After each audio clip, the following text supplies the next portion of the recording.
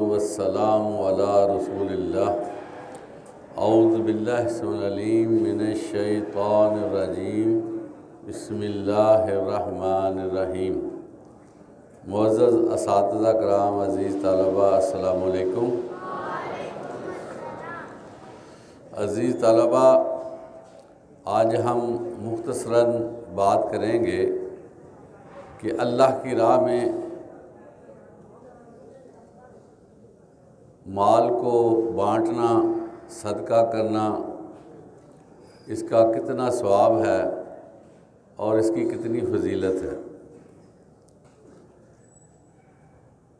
ایک حدیث مبارکہ، کوئی دن ایسا نہیں آتا کہ جب صبح بندے اٹھتے ہوں، آسمانوں سے دو فرشتے نازل ہوتے ہیں۔ ایک فرشتہ اللہ سے دعا کرتا ہے کہ یا باری تعالیٰ، جو تیری راہ میں دیتا ہے اس کو اس کا بدلہ عطا فرما، اور دوسرا فرشتہ یہ دعا کرتا ہے کہ یا باری تعالیٰ، جو شخص تیری راہ میں دینے سے بخل کرتا ہے، کنجوسی کرتا ہے، اس کا مال تلف کر دے، اس کا مال ضائع کر دے۔ عزیز طلبہ، اللہ کی راہ میں مال دینے سے مال بڑھتا ہے۔ قرآن مجید میں اللہ تعالیٰ فرماتے ہیں کہ اللہ تعالیٰ صدقات کو بڑھاتا ہے اور ربا کو یعنی سود کو گھٹاتا ہے۔ حدیث مبارکہ ہے کہ جو شخص عفو و درگزر سے کام لیتا ہے، اللہ تعالیٰ اس کو بڑا مقام عطا فرماتے ہیں، اور جو اللہ کے لیے تواضع اختیار کرتا ہے، اللہ تعالیٰ اس کو ایک بڑا مقام عطا فرماتے ہیں۔ ایک اور حدیث مبارکہ، آپ صلی اللہ علیہ وسلم نے فرمایا کہ جو شخص حلال کمائی سے صدقہ کرتا ہے،